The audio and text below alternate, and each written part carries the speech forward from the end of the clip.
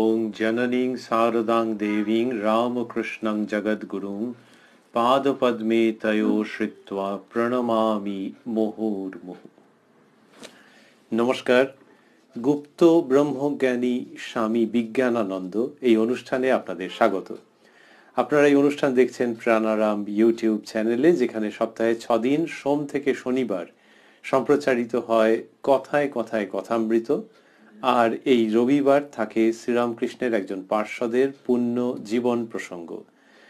সবগুলি অনুষ্ঠানই শুরু হয় রাত্রি 9টার সময়।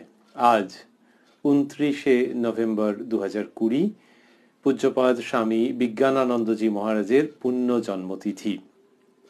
স্বামী ব্রহ্মানন্দজি তাকে বলেছিলেন গুপ্ত ব্রহ্মজ্ঞানী।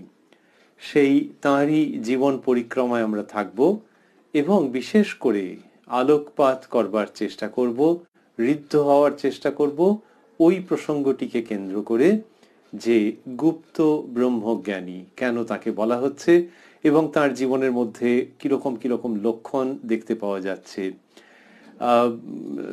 হরিপ্রসন্ন চট্টোপাধ্যায়, যার পূর্ব নাম, স্বামী বিবেকানন্দ অনেকেরই নাম যেমন ছোট করে দিতেন, সেই ব্যক্তিকে উনি খুব বড় করেছেন, কিন্তু নাম ছোট করে মজা পেতেন। হরিপ্রসন্নের মধ্য থেকে যে প্রসন্ন, সেইখানটাতে স্বামীজির দৃষ্টি গেছে, সেইখান থেকে সংক্ষেপ করে পেশন। তো তাকে বলতেন পেশন। বয়সে ছোট, অনেকটাই ছোট। 1868-তে মহারাজের জন্ম 30শে অক্টোবর 1868, যেদিন 1275 বঙ্গাব্দের কার্তিক শুক্লা চতুর্দশী। ওই হিসেবে এই বছরে 29শে নভেম্বর 2020। আদি বাসস্থান বেলঘরিয়ায়, আর বাবার নাম তারকনাথ চট্টোপাধ্যায়, মা নকুলেশ্বরী দেবী। এই হরিপ্রসন্ন মহারাজ বা স্বামী বিজ্ঞানানন্দজি, তার জীবন খুব বিচিত্র, এবং শ্রীরামকৃষ্ণ যে হাতে করে তার সন্তানদের পার্ষদদের তৈরি করে দিয়েছেন বলা হয়, সেই সূত্রে খুব অবাক লাগে যে এরকম একটি জীবনও শ্রীরামকৃষ্ণের হাতে গড়া। আর হাতে গড়া এটা আরো ভাবতে অবাক লাগে এই জন্যে যে এনার জীবন অন্য রকমের, বিজ্ঞানের, প্রযুক্তির মানুষ। তাকে শ্রীরামকৃষ্ণ এই ধারাটির মধ্যে যেভাবে গড়ে পিটে দিচ্ছেন সেইটি, এবং তার উপরে তিনি আবার গুপ্ত ব্রহ্মজ্ঞানী, এটা খুব সহজেই মানুষের মনোযোগ আকর্ষণ করে এবং কিছু না কিছু শিক্ষার উপকরণ তার জীবন থেকে একেবারে স্বাভাবিকভাবে থেকে যায়। মহারাজের ছাত্র জীবনে দেখা যায় যে তার খুব সৎ ভাবনা ছিল। বাচ্চা ছেলে হিসাবে রোজ গায়ত্রী জপ করতেন এবং সত্যনিষ্ঠাটা একটা সাংঘাতিক চূড়ান্ত পর্যায়ের ছিল, এবং সত্য থেকে বিচ্যুত হওয়ার কোনো রকমের লক্ষণ যেখানে থাকতো বা কোনো রকমের আশঙ্কা থাকতো, সেখানে তিনি একবারে চূড়ান্ত এক্সট্রিমে যেতে পর্যন্ত দ্বিধা করতেন না সত্য রক্ষার জন্য। হেয়ার স্কুল থেকে ফার্স্ট ডিভিশনে পাশ করলেন হরিপ্রসন্ন। বরাবরই লেখাপড়ায় খুব ভালো। সেন্ট জেভিয়ার্স কলেজ থেকে আবার ফার্স্ট ডিভিশনে FA করলেন। ওই সেন্ট জেভিয়ার্সেই সহপাঠী ছিলেন শরৎচন্দ্র, যিনি উত্তরকালে স্বামী শারদানন্দ। এরপর হরিপ্রসন্ন মহারাজজি পাটনার থেকে BA পাশ করলেন, মানে গ্র্যাজুয়েশন হলো। তারপর পুনা কলেজ অফ সায়েন্সে তিনি সিভিল ইঞ্জিনিয়ারিং নিয়ে পড়াশোনা করলেন এবং সেখান থেকেই সসম্মানে উত্তীর্ণ হলেন। এই উত্তীর্ণ হওয়ার জায়গাটিতে একটি ছোট্ট ঘটনা আছে, খুব গুরুত্বপূর্ণ। সেটি হচ্ছে, ওই পুনা কলেজ অফ সায়েন্সের যে নিয়ম ছিল যে প্রথম দুজন যে ছাত্র হতো, ফার্স্ট সেকেন্ড, তারা গভর্নমেন্টের জব পেতেন, এটা একদম স্থির নিশ্চিত ছিল। হরিপ্রসন্নের সহপাঠী ছিলেন রাধিকা প্রসাদ। রাধিকা প্রসাদ গরিব ঘরের ছেলে, তার চাকরির দরকার। হরিপ্রসন্ন দেখলেন যে উনি যদি পরীক্ষা দেন তাহলে রাধিকা প্রসাদের পজিশন 1 আর 2 এর মধ্যে আসবে কিনা বলা মুশকিল, সেই জন্য একটা বছর ড্রপ দিয়ে দিলেন। এইরকম ভালো মেধাবী ছাত্র কিন্তু একটা বছর ড্রপ দিয়ে দিলেন, দিয়ে পরের বছর আবার পরীক্ষা দিয়ে সেকেন্ড হলেন। এইবার ঠাকুর শ্রীরামকৃষ্ণকে দর্শনের প্রসঙ্গটি আসবে, কারণ ছোট বয়সে প্রথম দর্শন হয়েছে। প্রথম দর্শন হলো যখন ওর বয়স 11 বছর মতো। সেটি 15ই সেপ্টেম্বর 1879। আমরা বলছিলাম যে মহারাজের জন্ম 1868 সালে। 15ই সেপ্টেম্বর 1879 সেই যে দর্শন হলো, সেটা খুব যে মনে দাগ কেটেছিল তা নয়, কিন্তু ঘটনাটা হচ্ছে এই যে বেলঘরিয়ায়, ওই যে বলছিলাম আমরা যে আদি বাড়ি বেলঘরিয়ায়, তো সেখানে শ্রীরামকৃষ্ণ বেলঘরিয়ায় এসছেন, বেলঘরিয়া বাগানে কেশবচন্দ্র সেনের কাছে এসছেন, শুনে হরিপ্রসন্ন সেখানে গেলেন, গিয়ে ঠাকুরকে প্রথমবার দেখলেন বা দর্শন করলেন, কিন্তু ওই যেটা বলছিলাম যে খুব বেশি স্পষ্ট রূপে সেটা মনের উপরেতে খুব বেশি ছাপ ফেলেনি। ছাপ ফেললো দ্বিতীয় দর্শন। দ্বিতীয় দর্শন দেওয়ান গোবিন্দ মুখার্জির বাড়িতে, সেটি 18ই ফেব্রুয়ারি 1883, যখন মহারাজের বয়স 15 বছর। এই গোবিন্দবাবুর বাড়িতে গিয়ে শ্রীরামকৃষ্ণকে যে তিনি দেখলেন, সেইটি কি অভিজ্ঞতা তার নিজের ভাষায় আছে। তিনি বলছেন, গিয়ে দেখি ঠাকুর সাদা কাপড় পরা দাঁড়িয়ে আছেন, ঠাকুর সাদা কাপড় পরা দাঁড়িয়ে আছেন। এ এক অদ্ভুত দৃশ্য। মুখের ভাব যেন কিরকম, পাকা ফুটি যেমন ফেটে যায়, এ যেন সেই রকম। মুখ বিকৃত বলা চলে না, ওই ফুটি ফেটে গেছে মানে আনন্দে।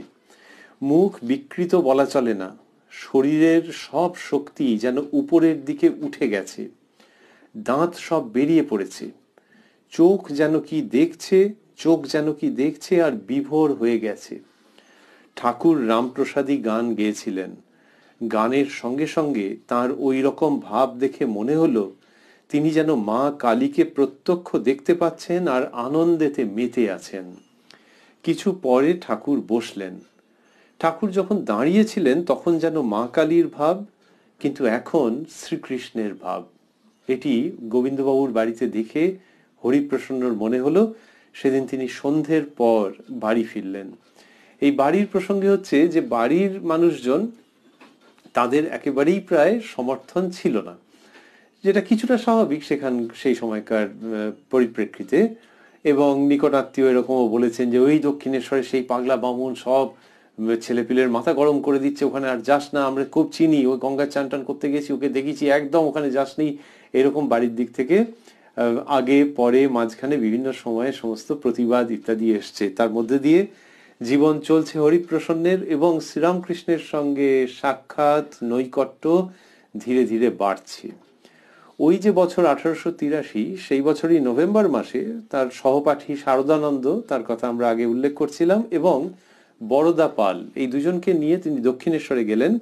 কিন্তু তখন দেখলেন যে প্রণাম করার পরে ঠাকুর জানালেন যে প্রণাম করার পরে যে তিনি কলকাতায় রওনা হবেন এবং যাবেন সিঁদুরিয়াপট্টিতে মণিমল্লিক মহাশয়ের বাড়িতে। তা শ্রীরামকৃষ্ণ রওনা হলেন, আর এরা আলাদাভাবে মণিলাল মল্লিক মহাশয়ের বাড়িতে উপস্থিত হলেন, এবং সেখানে ঠাকুরের যে অবস্থান, ধর্ম প্রসঙ্গ, লীলা, সেটি দর্শন করে খুব আনন্দ লাভ করলেন। এইবার আবার দক্ষিণেশ্বরে যাতায়াত চলছে। এর মধ্যে একদিন হলো কি, দক্ষিণেশ্বরে ঠাকুর শ্রীরামকৃষ্ণের ঘরে হরিপ্রসন্ন রয়েছেন, অন্য লোকেরা রয়েছেন।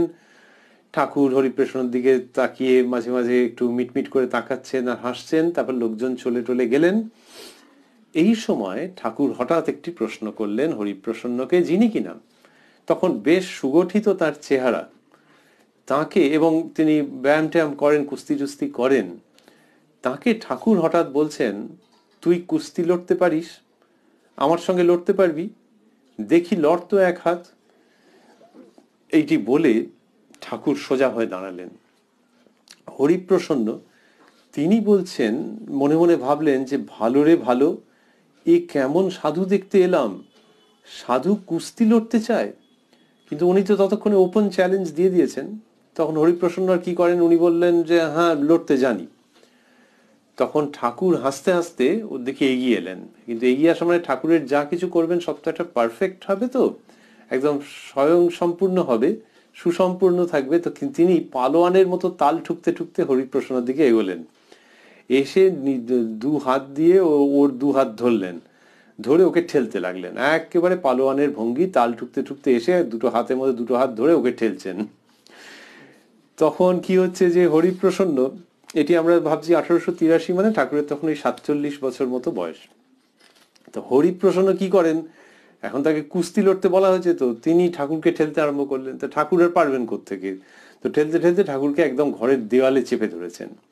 এই দেওয়ালে যখন চেপে ধরেছেন তখন উনিই বলছেন যে ঠাকুরের তখনও মুখের মধ্যে মৃদু হাসি এবং দুটো হাত ওই হরিপ্রসন্নের হাত দুটোকে ধরে রেখে দিয়েছে। এই সময় যখন ঠাকুরের ওরকম দেওয়ালে পিঠ থেকে গেছে, তখন কি হয়েছে যে হরিপ্রসন্নর মনে হলো যে তার একটা ভেতরে ঠাকুরের দেহ থেকে অদ্ভুত একটা শক্তি শিরশির করে ঢুকছে তার দেহের মধ্যে। আর অদ্ভুত শক্তি ঠাকুরের দেহ থেকে তার দেহের মধ্যে শিরশির করে ঢুকছে এবং শরীর রোমাঞ্চিত হয়ে গেছে, প্রায় অবশ হয়ে গেছে। তখন ঠাকুর ছেড়ে দিলেন, দিয়ে বললেন, কেমন, হারিয়েছিস তো? হরিপ্রসন্ন অদ্ভুত আনন্দে বিভোর হয়ে গেলেন সেই দিন। কিছুক্ষণ বাদে ঠাকুর আস্তে আস্তে তার পিঠ চাপড়ে দিয়ে বললেন, মাঝে মাঝে এখানে আসিস, একদিন এলে কি হয়। এই অদ্ভুত ঘটনা এটি আর কারোর সঙ্গে ঘটেছে বলে জানা যায় না। হরিপ্রসন্নর ঠাকুরকে ঠেলতে ঠেলতে দেয়ালে নিয়ে গেছেন এবং আমরা এমনি অনেক সময় বলি না যে দেওয়ালে পিঠ থেকে গেছে, মানে একেবারে পরাস্ত, সেই রকম ভাবে ঠাকুরকে ঠেসে ধরেছেন। কিন্তু তারপরে যে ঘটনা ঘটছে সেগুলো তো অন্যরকম। মনে হয় যে হরিপ্রসন্ন শারীরিকভাবে ঠাকুরকে ওরকম ভাবে দেয়ালে একবারে কোণঠাসা করেছেন, দেয়ালে পিঠ থেকে গেছে শারীরিকভাবে ঠাকুরের, আর হরিপ্রসন্নের ভেতরে যে সমস্ত অশুভ সংস্কার সেগুলোর দেওয়ালে পিঠ থেকে গেছে ঠাকুর শ্রীরামকৃষ্ণের প্রভাবে। এইবার মাঝে মাঝে তিনি দক্ষিণেশ্বরে আসেন, মাঝে মাঝে আসা হয় না। ঠাকুর শ্রীরামকৃষ্ণের যেরকম ছিল যে না এলে খোঁজ নেন যে সে তুই আসিসনি কেন ইত্যাদি, এরকম হতে হতে একবার জিজ্ঞাসা করেছেন ঠাকুর যে ধ্যান ট্যান করিস তো? তা হরিপ্রসন্ন বললেন যে চেষ্টা করেন তিনি, কিন্তু হয় না। তখন ঠাকুর তার জিভে কি একটা লিখে দিলেন এবং পঞ্চবটিতে ধ্যান করতে পাঠালেন। এইবার যেই ওটা জিভে লিখে দিয়েছেন ওটি, ঠাকুর তো কত রকম ভাবে কতজনের মধ্যে শক্তি সঞ্চার করেছেন, দীক্ষা প্রদান করেছেন। এখন শক্তি সঞ্চার, দীক্ষা প্রদান বলতে একরকম বোঝা যায়, শাস্ত্রে অনেক রকম লেখা আছে। ঠাকুর যে কাকে কিভাবে কি করেছেন সেগুলো তো প্রায় কিছুই জানা যায় না। এর ক্ষেত্রে জিভে লিখে দিলেন, কিন্তু লিখে দিতে দেখা গেল যে এনার আর পা চলছে না, একটা কেমন অদ্ভুত ভাবের আবেশ হয়েছে।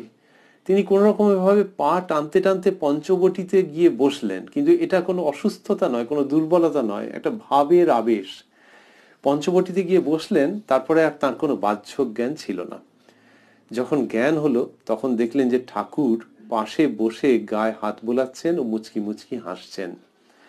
তারপর তিনি নিজের ঘরে নিয়ে এলেন। ঠাকুর নিয়ে এসে সাধনা সম্বন্ধে অনেক উপদেশ দিলেন আর আশ্বাস দিলেন যে এরপর থেকে রোজ ধ্যান হবে।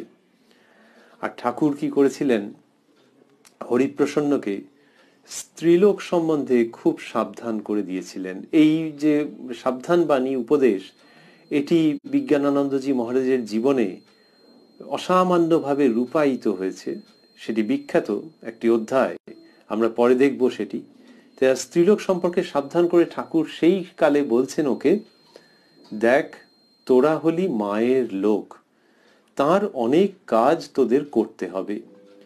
কাকে ঠোকরানো ফল মায়ের পূজায় লাগে না রে।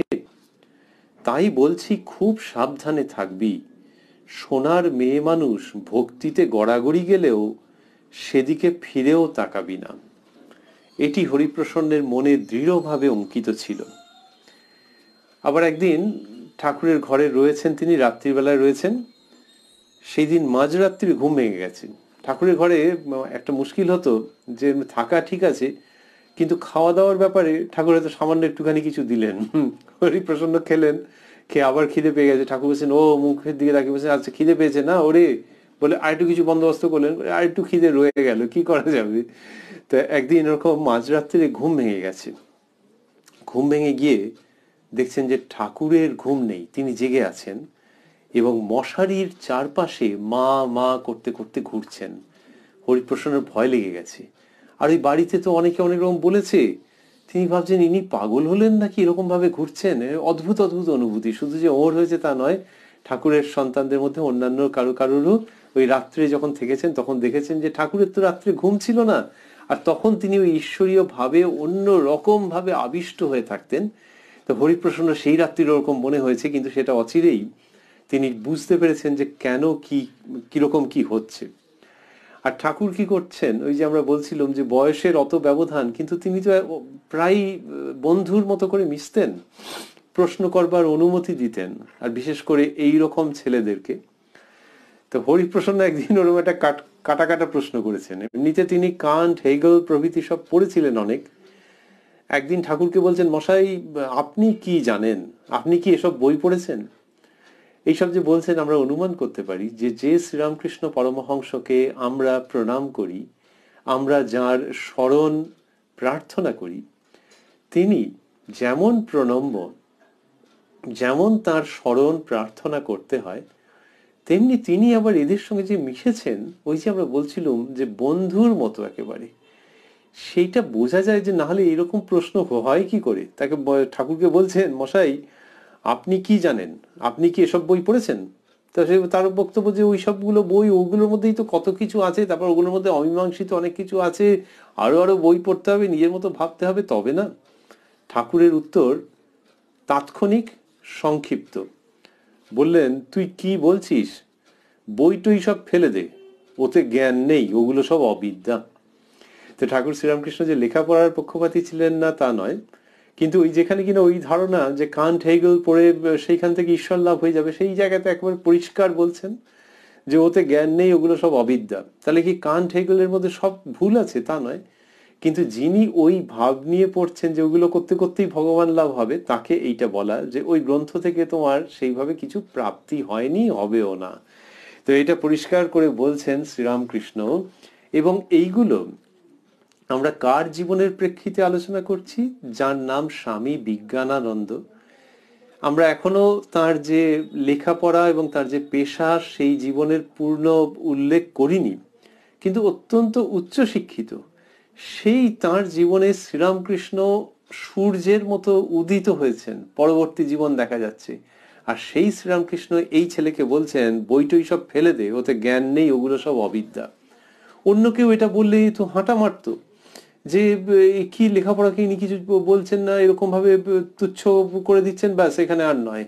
যার অত লেখাপড়ার প্রতি আগ্রহ রয়েছে, কিন্তু তিনি জানছেন যে ওই দুই মলাটের মধ্যে যেটি আছে তার প্রতি যে ওরকম একটা বিকট আকর্ষণ, যে ওখানেই সবকিছু হবে, সেটা ভাগ্যিস ইনি ভেঙে দিয়েছেন। ঠাকুরের শ্রীমুখে শ্রুত বাণী যে রাম ও কৃষ্ণ একাধারে এ যুগে রামকৃষ্ণ রূপে আবির্ভূত, এটি ওই সময়তেই হরিপ্রসন্নের মনে ধীরে ধীরে ধীরে ধীরে একটি দৃঢ় প্রত্যয়ের সৃষ্টি করলো। প্রথম প্রথম তো মানুষের সবসময় বিশ্বাস হয় না, কিন্তু ধীরে ধীরে এই ভাবটি তার মনের মধ্যে খুব সবল রূপ নিল, দৃঢ়ভাবে প্রথিত হলো। আরেকদিন হরিপ্রসন্ন ঠাকুরকে জিজ্ঞেস করেছিলেন যে ঈশ্বর সাকার না নিরাকার।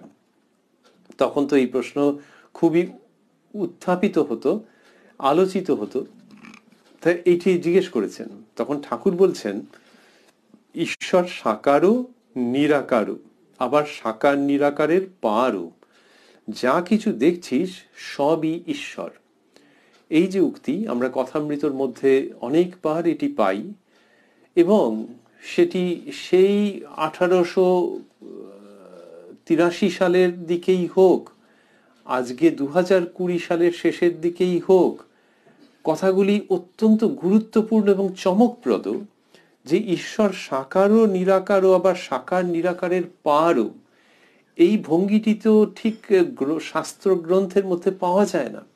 শাস্ত্র গ্রন্থ, টিকা, ভাষ্য, তাতে একটি না একটি দিক দিয়ে দেখানো হবে, অথবা একটি থেকে আরেকটিতে উত্তরণের প্রসঙ্গ হবে, কিন্তু তিনি সাকারও নিরাকারও, আবার সাকার নিরাকারের পারও, এটি একজন বলছেন, এবং তার সর্বাঙ্গ দিয়ে সেই সত্য আনন্দে বিকীর্ণ হচ্ছে। এটি তো অন্য রকম। বিজ্ঞানানন্দজি মহারাজ এটির কথা অনেকবার উল্লেখ করেছেন পরবর্তীকালে, যে ঠাকুর এরকম বলেছেন, এবং এই বিদ্যাটিকে, এই জ্ঞানটিকে তিনি অত্যন্ত উচ্চ জ্ঞানের সঙ্গে তুলনা করতেন সারা জীবন। ঠাকুরের দেহাবসানের প্রসঙ্গ এরপরে। কেন না, বিজ্ঞানানন্দজি চলে গিয়েছিলেন পড়াশোনার জন্য, বাঁকিপুরে চলে গিয়েছিলেন, এবং স্বপ্নে দেখেছিলেন সেখানে যে ঠাকুর সশরীরে সামনে দাঁড়িয়ে। এটি যখন দেখেছিলেন তিনি অবাক হয়ে গিয়েছিলেন এবং তার পরের দিন বসুমতীতে ঠাকুর শ্রীরামকৃষ্ণের মহাসমাধির সংবাদ তিনি পেয়েছিলেন। এইখানে বলে আমরা আবার তার পেশাগত দিকটিতে ফিরব। পুনা থেকে যখন তিনি ইঞ্জিনিয়ারিং পাশ করলেন, তারপর 1893 সালে গাজীপুরে ডিস্ট্রিক্ট ইঞ্জিনিয়ার হলেন। 1893 মানে স্বামীজি যে সময় শিকাগোয় বক্তৃতা দিয়েছেন যে বছরে। তো 1893-তে গাজীপুরে ডিস্ট্রিক্ট ইঞ্জিনিয়ার হলেন, গভর্নমেন্টের বড় পোস্ট। ওর সুপারভিশনে বারাণসী গাজীপুর রাস্তা তৈরি হলো। এইবার উনি ওই কাজের উপলক্ষে নানান জায়গায় ওনাকে ইন অ্যান্ড অ্যারাউন্ড গাজীপুর ওনাকে নানান জায়গায় যেতে হতো। এরকম অবস্থা একদিন এটোয়াতে কর্মোপলক্ষে যখন তিনি গেছেন এটোয়াতে, তখন স্বামীজির দর্শন হয়েছিল তার মানে স্বামীজি তখনও যাননি। আমরা বলছিলাম ওই বছরটা ওইটি 1893। তো এটোয়াতে স্বামীজির দর্শন হয়েছিল।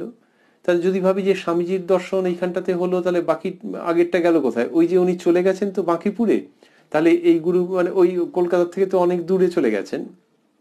এইবার গুরু ভাইয়েরা ওই ঠাকুর শ্রীরামকৃষ্ণের দেহাবসানের পরে বিভিন্ন সময় সারা ভারতে ঘুরেছেন তো অনেকেই। তো বিজ্ঞানানন্দজির সময় বিভিন্ন সময় বিজ্ঞানানন্দজির সঙ্গে ওই যখন উনি সার্ভিসে রয়েছেন তারপরে বিভিন্ন সময় শিবানন্দজি, অভেদানন্দজি, সুবোধানন্দজি, প্রেমানন্দজি, শিবানন্দজি, অভেদানন্দজি, প্রেমানন্দজি, সুবোধানন্দজি এবং স্বামীজির শিষ্য বিরজানন্দজির দেখা হয়েছে বিভিন্ন সময়। আর এই সময়তে ওয়াইল স্টিল ইন সার্ভিস উনি কি করলেন, মাসে 60 টাকা করে মঠের জন্য পাঠাতে আরম্ভ করলেন, যেটা খুব কম ছিল না, ওই টাকাটি খুব কাজে লাগতো। এই করতে করতে ওর মধ্যে বৈরাগ্যের যে সুপ্ত ভাব ছিল সেটি প্রবল হয়ে উঠল। এর মধ্যে কি হয়েছে, বাড়ির দিক থেকেও আবার বিবাহের চেষ্টা ইত্যাদি সবগুলো হয়েছিল ওই সময়, যা হওয়া স্বাভাবিক। তো তিনি আর ঘরে থাকবেন না এই সংকল্প করলেন এবং ওই রকম চাকরি ছেড়ে দিলেন, দিয়ে আলমবাজার মঠে এসে যোগদান করলেন। আলমবাজার মঠে যারা তাকে দেখেছেন তারা দেখেছেন যে অত্যন্ত নম্র দীন ব্রহ্মচারী বেশে থাকতেন হরিপ্রসন্ন। আবারও ভাবছি যে গাজীপুরের ডিস্ট্রিক্ট ইঞ্জিনিয়ার সেই তিনি এসে আলমবাজারে ওইরকম জীবন যাপন করতেন এবং যারা দেখেছেন তারা বলছেন যে দেখলে বোঝাই যেত না যিনি একটা অত বড় পোস্টে উনি ছিলেন। প্রচুর জপ ধ্যান করতেন সারাদিনে। আর এই সময় স্বামীজি ভারতবর্ষে প্রত্যাবর্তন করেছেন, 1897 সালের কথা হচ্ছে। এবং সেই সময় হলো কি যে স্বামীজি তাকে নিয়ে গেলেন ওই পশ্চিম ভারত এবং উত্তর ভারতের বিভিন্ন স্থান স্বামীজির সঙ্গে তিনি একসঙ্গে ভ্রমণ করেছেন। আর সেই সময় একটা অদ্ভুত ঘটনা ঘটেছিল, সেটাতে আমরা পরে আসব। এদিকে নতুন মঠ তারপর তৈরি হচ্ছে আস্তে আস্তে। আলমবাজার থেকে ওরা যাবেন নীলাম্বর বাবুর বাগান বাড়িতে এবং বেলুর মঠের জমি কেনা হয়েছে, সেখানে নতুন মঠ যে তৈরি হবে এরা নীলাম্বর বাবুর বাগান বাড়িতে রয়েছেন এবং সেখান থেকে নতুন মঠের যে কাজকর্ম হবে, জমি সমতল করবার আছে, ঘর দোরের সব ব্যবস্থা করতে হবে, তো সেইটি সমস্ত স্বামীজি বিজ্ঞানানন্দজির উপরে ভার অর্পণ করলেন। তিনি সিভিল ইঞ্জিনিয়ার ছিলেন বলে। তার ফলে হলো কি যে প্ল্যানিং বলতে যা বোঝায়, কস্টিং এবং কনস্ট্রাকশন সমস্ত ইয়ে করা, নকশা ইত্যাদি তৈরি করা, তারপরে আয় ব্যয়ের হিসাব করা, তারপরে গৃহ নির্মাণ তো বটেই, এই সমস্ত বিজ্ঞানানন্দজি নিজে নিয়ে ঝাঁপিয়ে পড়লেন, কর্মীদেরকে দিয়ে কাজ করিয়ে। সেই কাজ যখন শেষ হলো, সেটা একটা বিরাট বড় অধ্যায়। যখন বেলুর মঠ তৈরি হয়ে গেল তখন স্বামীজি 9 ডিসেম্বর 1898 মঠের প্রতিষ্ঠা কাজ, নতুন মঠের প্রতিষ্ঠা কাজ সম্পাদন করলেন। এবং এটি হচ্ছে আমরা বলছিলাম যে 1898-এর 9 ডিসেম্বর, তার কয়েক মাস বাদে 9 মে 1899, 9 মে 1899 স্বামীজির নির্দেশে শ্রী শ্রী ঠাকুর শ্রীরামকৃষ্ণের সামনে যথাবিধি বিরজা হোম করে সন্ন্যাস গ্রহণ করে হরিপ্রসন্ন পরিচিত হলেন স্বামী বিজ্ঞানানন্দ নামে। এই তার জীবন। স্বামীজির কথায় আমরা এসে গেছি, বিভিন্ন রকম ভাবে এসে গেছি। এইবারে স্বামীজির সঙ্গে বিজ্ঞানানন্দজির সম্পর্কটিকে আমরা একটু দেখে নেব। ভারী চমৎকার, গম্ভীর এবং আনন্দদায়ক প্রসঙ্গ। আবার তারপরে স্বামীজির প্রসঙ্গে আমরা যাব,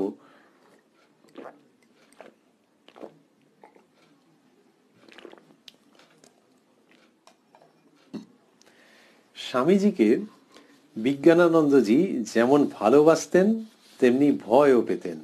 ওই বছর 5 তফাৎ তো। স্বামীজির কাছাকাছি বয়সী যারা, স্বামীজির থেকে বড় যারা, তারাই সম্ভ্রম করতেন কত কত ক্ষেত্রে, আর এইখানে ইনি 5 বছরের ছোট।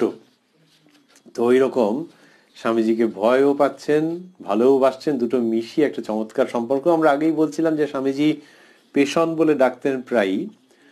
স্বামীজির যে ঘর তার পাশেই শুতেন হরিপ্রসন্ন মহারাজ। একদিন রাত্রিবেলায় স্বামীজির ঘর থেকে দেখছেন গোঙানো একটা আওয়াজ আসছে, গোঙানির আওয়াজ আসছে। ভাবলেন যে স্বামীজির হয়তো শরীর খারাপ, পেট ব্যথা ইত্যাদি, ছুটে গেছেন। যেতে স্বামীজি বলছেন যে না রে পেশন, দেশের লোকের এত দুঃখ দুর্দশা, সেই জন্য স্থির হতে পারছি না, শুতে পারছি না। তো এই যে দেশের লোকের দুঃখ দুর্দশা একজনের কষ্ট হতে পারে, কিন্তু তার জন্য ভেতর দিয়ে একটা ওরকম আওয়াজ, একটা অস্ফুট আর্তনাদের মতো ফুটে উঠছে, তার থেকে হরিপ্রসন্ন মহারাজ বুঝেছেন। এবং আমরাও অনুমান করবার চেষ্টা করি যে ভারতবর্ষের জন্য চিন্তা স্বামীজি কতটা ফিজিক্যালি পর্যন্ত বোধ করেছেন। নিকটাত্মীয়ের, ভগবান না করুন, কোনো আপদ বিপদে মানুষের অনেক সময় অজান্তে গলা দিয়ে একটা আর্তনাদের মতো বেরিয়ে আসে। যদি খুব ক্লোজ রিলেশন হয়, খুব নিকট সম্পর্ক হয়, গলা দিয়ে আর্তনাদের মতো বেরিয়ে আসে। সেই রকম স্বামীজির বেরিয়ে এসছে, যার জন্য উনি পাশের ঘর থেকে ছুটে গেছেন, গিয়ে দেখছেন এরকম এরকম ব্যাপার। তো এই স্বামীজিকে তো ভয়ও পাবেন, ভালোবাসবেন। ভয় মানে আর কিছু নয়, শ্রদ্ধার জায়গা থেকে স্বামীজিকে সাক্ষাৎ শিব বলে মনে করতেন। একবার স্বামীজির ঘরের থেকে দেখছেন একটা আলো বেরোচ্ছে, তারপরে আলো বেরোচ্ছে, তারপর তাকিয়ে দেখতে গেছেন যে কি আলো, কারণ একটা আলো বেরোলে একটা তো আন্দাজ থাকে যে কোন আলোতে কিরকম একটা ব্রাইটনেস হয়। গিয়ে দেখছেন স্বামীজির অঙ্গ থেকে আভা বেরোচ্ছে, স্বামীজি ধ্যানস্থ হয়ে রয়েছেন। বিজ্ঞান মহারাজ সেটি দর্শন করেছিলেন। স্বামীজির সঙ্গে অদ্ভুত সম্পর্ক। আমরা বলছিলাম যে যখন ওই মঠের কাজ করছেন, পোস্তার কাজ করছেন, এবং তখন ওই জোয়ার ভাটা নির্দিষ্ট সময়ের মধ্যে কাজ করে নিতে হবে, না হলে হবে না, স্রোত রিভার্সড হয়ে গেলে আর হবে না, ভাটার সময় কাজটা সেরে ফেলতে হবে যখন কিনা নেমে গেছে জল। তো বিজ্ঞান মহারাজ এরকম অক্লান্ত ভাবে কাজ করছেন, এবং তখন আর সে মানে লোকে বলে নাওয়া খাওয়ার সময় নেই, তা স্নান তো দূরের কথা, খাওয়া তো দূরের কথা, জল খাওয়ার পর্যন্ত সময় নেই। এত তাকে নিবিষ্ট হয়ে কাজের মধ্যে থাকতে হচ্ছে, কাজ করাতে হচ্ছে। এইরকম সময় একদিন হয়েছে কি, যে স্বামীজি তার দোতলার ঘরে রয়েছেন, শরীরটা একটু খারাপ, এবং বরফ দিয়ে দুধ খেতে হবে আর কি, মানে খেয়েছেন। খেয়ে সেই গ্লাসটা তিনি ওটা পাঠিয়ে দিয়েছেন যে যা পেশনকে দিয়ে আয়।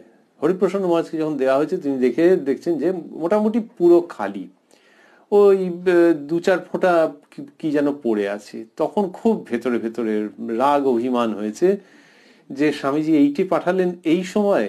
তো যাক, স্বামীজি যখন পাঠিয়েছেন, ওটা উপর করে চোঁচো করে ওই 2-4 ফোঁটা যা পড়ে আর কি, সেইটা গলায় ঢেলে দিয়ে গ্লাসটা নামাতে গিয়েই দেখছেন যে ভেতরে মনে হচ্ছে যেন সুধা পানের আনন্দ হচ্ছে। হরিপ্রসন্ন মহারাজ নিজে সেটি ব্যক্ত করেছেন। একদিন রাত্রে সামনের বারান্দায়, স্বামীজি ঘরের সামনের বারান্দায় তিনি দেখছেন যে স্বামীজি অনেকক্ষণ ধরে পায়চারি করছেন আর গুনগুন করে মা ত্বং হি তারা এই গানটি গাইছেন।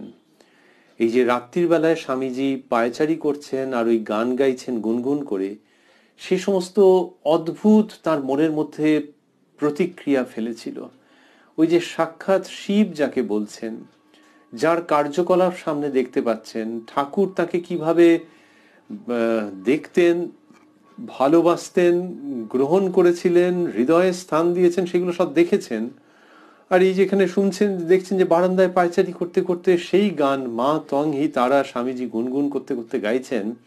এই স্বামীজির পুরো ব্যক্তিত্ব এবং তিনি যেখানে থেকেছেন, সেই তার অবস্থান, এই সমস্তটা মিলে বিজ্ঞানানন্দজি মহারাজ বা বিজ্ঞান মহারাজের কাছে একটা অন্য রকমের জীবন্ত অফুরন্ত উপস্থিতির সৃষ্টি করত। পরবর্তীকালে তিনি বলছেন একটা অদ্ভুত কথা, বলছেন স্বামীজি এখনো তার ঘরে আছেন, স্বামীজি এখনো তার ঘরে আছেন। আমি তো তার ঘরের পাশ দিয়ে যাবার সময় খুব পা টিপে টিপে চলি, যাতে তার কোনো অসুবিধা না হয়। এটি হচ্ছে স্বামীজির দেহাবসানের পর বলছেন, আমি তো তার ঘরের পাশ দিয়ে যাবার সময় খুব পা টিপে টিপে চলি, যাতে তার কোনো অসুবিধা না হয়। আর তার ঘরের দিকে বড় একটা তাকাই নিয়ে পাছে চোখাচোখি হয়ে যায়। বিজ্ঞান মহারাজ আবারও আমরা ভাবছি, নামে বিজ্ঞানানন্দ, বিজ্ঞানের ছাত্র, প্রযুক্তিতে সফল, যুক্তিবান যুক্তিঋদ্ধ একজন সবল পুরুষ স্বামীজির সম্পর্কে এই কথা বলছেন।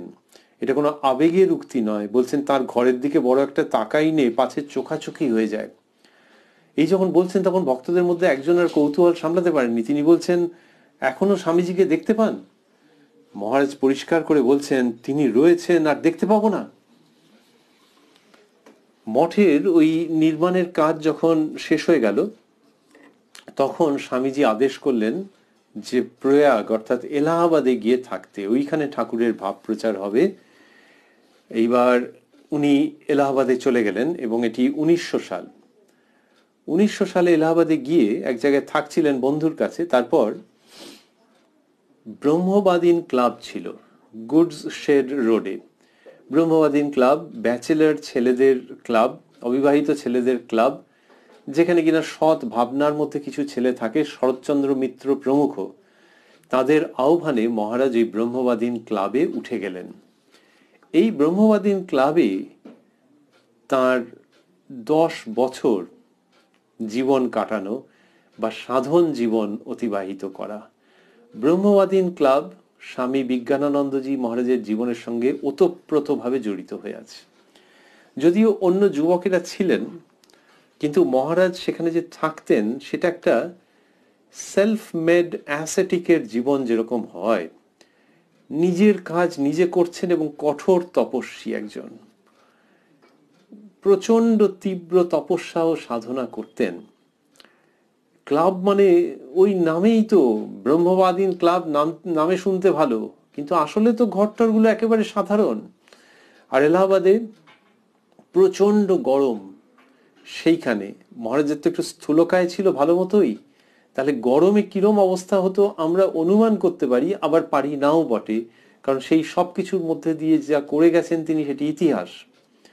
ব্রাহ্ম মুহূর্তের আগে উঠতেন, উঠে কয়েক ঘন্টা ধ্যান করতেন, তারপর সারা দিন চলতো তপস্যা, স্বাধ্যায়, গ্রন্থপাঠ করতেন, গ্রন্থ রচনা করেছেন। এরই ফাঁকে আবার জল আনতেন, রান্না করতেন, বাসন মাজতেন। আবার সন্ধ্যের সময় কিছু কম বয়সী ছেলে আসতো, তাদেরকে গীতা পড়াতেন। উপদেশ দিতে চাইতেন না। তার ওই যে গ্রন্থ রচনা করেছেন সেই প্রসঙ্গটিতে পরে আসছি, কিন্তু উপদেশ দিতে চাইতেন না। ওই রকম জীবন যাপন করছেন তো। ঠাকুর শ্রীরামকৃষ্ণ বলছেন যে ফুল ফুটলে ভ্রমর আপনি এসে হাজির হয়। তো তার কাছে যারা আসতো কিছুতেই উপদেশ দিতে চাইতেন না। কেউ যদি খুব জোরাজুরি করতো তখন উনি বলতেন, ছেলেবেলায় বর্ণ পরিচয় যা যা পড়েছ তাই জীবনে সাধন করো, অর্থাৎ সদা সত্য কথা কহিবে, পরের দ্রব্য না বলিয়া লইলে চুরি করা হয়। এই দুইটি নীতি যদি সাধন করতে পারো, আর সবই তাহলে সহজ হয়ে যাবে, এরকম বলতেন। এটার দুটো দিক আছে। একটা দিক হচ্ছে যে হ্যাঁ বাস্তবিক, যে সদা সত্য কথা কহিবে আর পরের দ্রব্য না বলিয়া লইলে চুরি করা হয়, এই দুটোকে যদি কেউ অবলম্বন করতে পারেন তাহলে তো তিনি প্রায় সাধুর মতনই জীবনযাপন করবেন, তার প্রচুর আধ্যাত্মিক উন্নতি হবে, তো নিশ্চিত। এটি একটি দিক। আরেকটি দিক হচ্ছে দক্ষিণেশ্বরের একটা ঘটনা। দক্ষিণেশ্বরে ঠাকুর কি করেছিলেন বিজ্ঞানানন্দজি মহারাজ নিজে বলছেন। দক্ষিণেশ্বরে একদিন ঠাকুর একখানি ইংরেজি বই নিয়ে আমায় পড়তে ও তার মানে করতে বললেন। তাতে বলেছে, সত্য কথা কইবে, কারো জিনিসে লোভ করবে না, ইন্দ্রিয় দমন করবে। ঠাকুর ওই শুনে খুব আনন্দ প্রকাশ করতে লাগলেন। ওই ইংলিশে লেখা, আর বিজ্ঞান মহারাজকে বলেছেন যে অনুবাদ করে বলতে। ঠাকুর ওই শুনে খুব আনন্দ প্রকাশ করতে লাগলেন, বালকের মতো খুশি হয়ে গেলেন। তার ওই খুশি ভাব আমার মনে এখনো গভীরভাবে অঙ্কিত হয়ে আছে। তার ওরূপ আনন্দ প্রকাশের কারণ আমার মনে হয় এই, যে ওই তিনটি জিনিস ঠিক ঠিক হলে মানুষের ঈশ্বর লাভ হয়ে যায়। তা উনি পড়েছেন তো, আর ঠাকুর শুনে ওই রকম গভীর আনন্দ করেছেন। সত্য কথা কইবে, কারো জিনিসের লোভ করবে না, ইন্দ্রিয় দমন করবে। তা এইটির জন্য হয়তো যারা ওই ব্রহ্মবাদীন ক্লাব, ওই এলাহাবাদের ওই প্রথম দিককার ঘটনায় আমরা আছি, যে যারা উপদেশ চাইতেন তাদেরকে ওরকম বর্ণ পরিচয়ের কথা বলতেন, বৃথা গল্পগুজব করতেন না। ওই সময় শ্রীযুক্ত শ্রীশ বাবু, রামদাস বাবু, বামন দাস বাবু প্রমুখ গৃহস্থ মানুষ খুব সাহায্য করেছেন, মানে ওই ক্লাবের জন্য এবং মহারাজের জীবনযাত্রার জন্য যেটুকুনি সামান্য যা উপকরণ দরকার সেটি দিয়ে সাহায্য করেছেন। কিন্তু মহারাজের কঠোর তপস্বীর জীবন, প্রচন্ড গরম, আমরা আগে উল্লেখ করছিলাম, সেখানে দুপুর বেলায় দোতলার ঘরে, ব্রহ্মবাদী ক্লাবের যে দোতলার ঘর, সেখানে বসে জল সরবরাহের কারখানা বলে একটি বই এবং সূর্য সিদ্ধান্ত বলে আরেকটি বই লিখেছিলেন। সূর্য সিদ্ধান্তের জল সরবরাহের কাণ্ড কারখানা নামেই বোঝা যাচ্ছে, আর সূর্য সিদ্ধান্তের মধ্যে অ্যাস্ট্রোনমি এবং ম্যাথমেটিক্স মিলিয়ে একটা ম্যাথমেটিক্যাল অ্যাস্ট্রোনমি, তার উপর একটি অসাধারণ বই, যেটি একসময় এমএতে পাঠ্য ছিল। এই বই তিনি ওই ব্রহ্মবাদিনের দোতলায় বসে রচনা করলেন। ওই সময় দেবী ভাগবত ও বৃহৎ জাতকের ইংলিশ ট্রান্সলেশন করেন। সুরেশচন্দ্র দত্তের শ্রী শ্রী রামকৃষ্ণের জীবনী ও উপদেশ বলে যে বাংলা গ্রন্থ আছে, তার হিন্দি অনুবাদ করেন। আর শরীর ত্যাগের 10-12 দিন আগে পর্যন্ত, এটি পরবর্তীকালের ঘটনা, শরীর ত্যাগের 10-12 দিন আগে পর্যন্ত রামায়ণের ইংলিশ অনুবাদ করেছেন। এটি মহারাজ শেষ করে যেতে পারেননি। কিন্তু এই যে রামায়ণের অনুবাদ যে করছেন, এই নিয়েও অদ্ভুত ঘটনা আছে। এরপর আমরা পাচ্ছি এলাহাবাদের স্থায়ী রামকৃষ্ণ মঠের প্রসঙ্গ। সেটি 1910 খ্রিস্টাব্দে বিজ্ঞানানন্দজি মহারাজ স্থাপন করলেন মুঠিগঞ্জে 4000 টাকায় একটি বাড়ি কিনে, এবং সেই বাড়ির সামনে সদর রাস্তার অন্যদিকে একখণ্ড পতিত জমিও 300 টাকা দিয়ে কেনা হলো সেবাশ্রম স্থাপনের জন্য। পরে সেখানে দাতব্য চিকিৎসালয় তৈরি হলো। এই এলাহাবাদে মহারাজের সন্ন্যাস জীবনের অধিকাংশ সময় অতিবাহিত হয়েছে। তিনি কাজ থাকলে তবে বেলুড় মঠে আসতেন, না হলে এলাহাবাদেই থাকতেন। একটি ছোট্ট কিন্তু গুরুত্বপূর্ণ তথ্য হচ্ছে যে 1916 থেকে 1918 প্রায় 2 বছর মহারাজ প্রচন্ড রকমের ব্লাড ডিসেন্ট্রি বা রক্ত আমাশায় ভুগেছেন এবং অপূর্ব তিতিক্ষা নিয়ে পড়ে থাকতেন, যে যা হয় হবে, ওই ঠাকুরের ইচ্ছায় দেহ থাকলে থাকবে, না হলে না থাকবে। ওষুধ যে একেবারে খাননি তা নয়, কিন্তু ওই কেউ খুব পিড়াপিড়ি করলে আচ্ছা একটু হোমিওপ্যাথি ওষুধ খেলেন, এরকম করেছেন।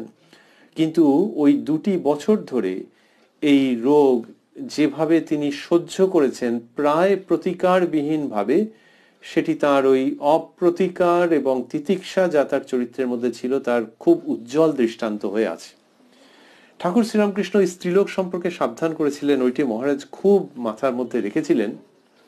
পরবর্তীকালে অনেক বেশি বয়সে তখন তিনি আর এই কড়াকড়ি করেননি, কিন্তু তার আগে সাংঘাতিক। স্বামী শিবানন্দজি মহারাজ বলতেন যে বিজ্ঞান মহারাজের আশ্রমে একটা মেয়ে মাছিও ঢুকতে পায় না। এইটি তিনি করতেন। মাতৃজাতি সম্পর্কে তার অত্যন্ত উচ্চ ধারণা ছিল। তার যেসব স্মৃতিকথা লেখা আছে সেখানে পুরুষ মানুষেরা লিখেছেন, প্রায় সকলেই পুরুষ মানুষ, প্রায় কেন সকলেই পুরুষ মানুষ, কিন্তু সেখানে যিনি লিখছেন গৃহস্থ মানুষ, তার স্ত্রীর কথা বলছেন, হয়তো অন্য কোনো একজন ভক্তিমতী রমণীর কথা লিখছেন। এরা বিজ্ঞানানন্দজিকে কি চোখে দেখেছেন সে মানে বর্ণনা করা যায় না। কিন্তু উনি নিজের দিক থেকে খুব সতর্ক থাকতেন। তাই স্ত্রীলোককে আশ্রমে ঢুকতে দিচ্ছেন না, কিন্তু ওর মনের মধ্যে স্ত্রী জাতি মাতৃভাবে উপস্থিত বললে কম বলা হয়। তবে বাইরের দিক থেকে যা করতেন লোকজন মানে অবাক হয়ে যেত, হাসি পেত, এক সময় কেউ কেউ রেগেও যেত যে এ এত বাড়াবাড়ি। কিন্তু উনি একদম কোনো কম্প্রোমাইজের ব্যাপার নেই। নিজের বোন এসেছেন, একেবারে নিজের বোন, তাকে আশ্রমে থাকতে দিচ্ছেন না, বাইরের ধর্মশালায় থাকতে বলেছেন। যিনি আশ্রম সুইপ করতেন যে লোকটি, তা তিনি কোনোদিন আসেননি, নিজের মেয়েকে পাঠিয়ে দিয়েছেন।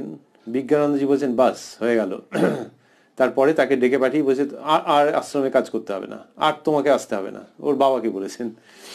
তারপরে সে এক সাংঘাতিক কাণ্ড সে করে টোরে অনেক কষ্টে মহারাজকে বুঝিয়ে মহারাজ বললেন ঠিক আছে, তাহলে আশ্রমের সেবা যদি করতে চাও তাহলে তুমি আসবে, আর কাউকে পাঠাবে না, এরকম বললেন।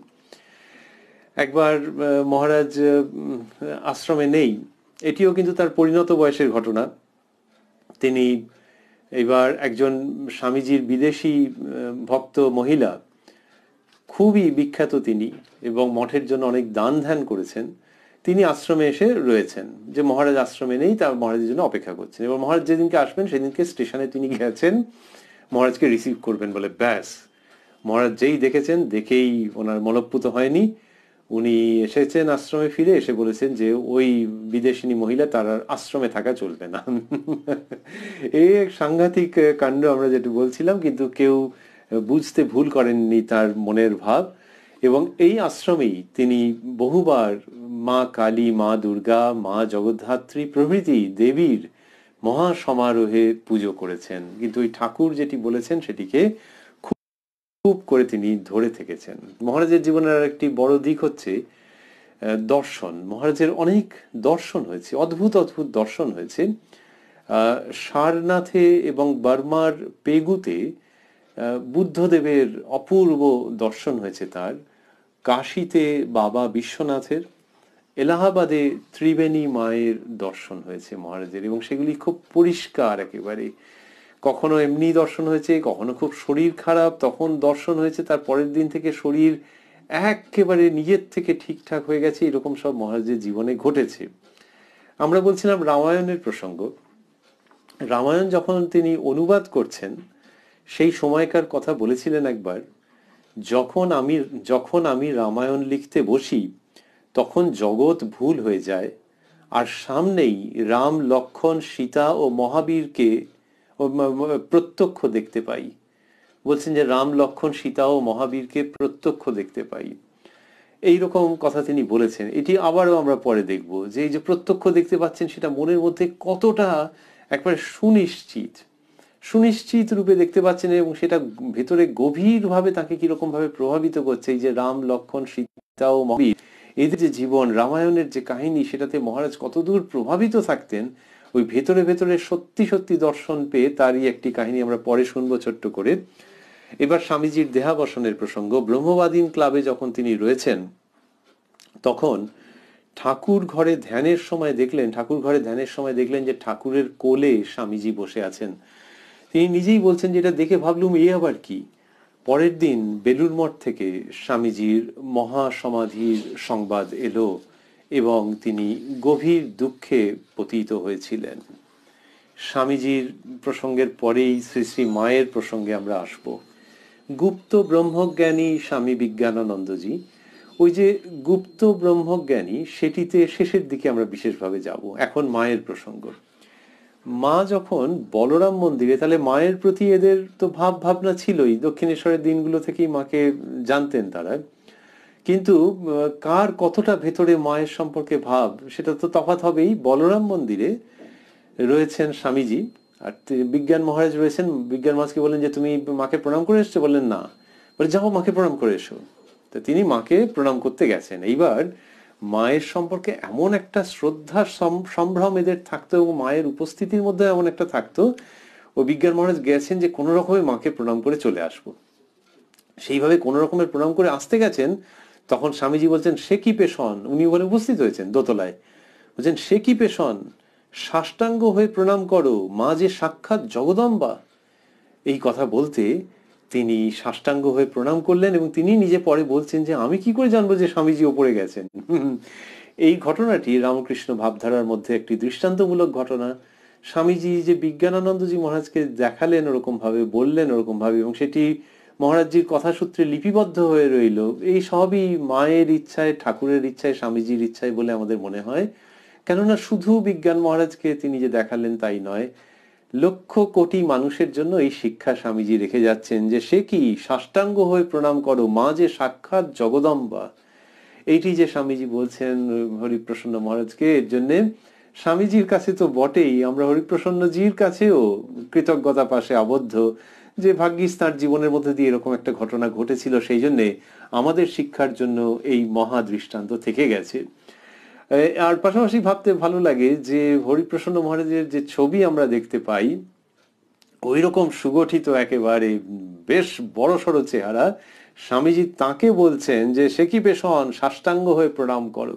তাহলে ওই চেহারার যে মানুষ, ওই অবয়বের যে মানুষ, তাকে বলছেন যে একেবারে সাষ্টাঙ্গ হয়ে প্রণাম করো।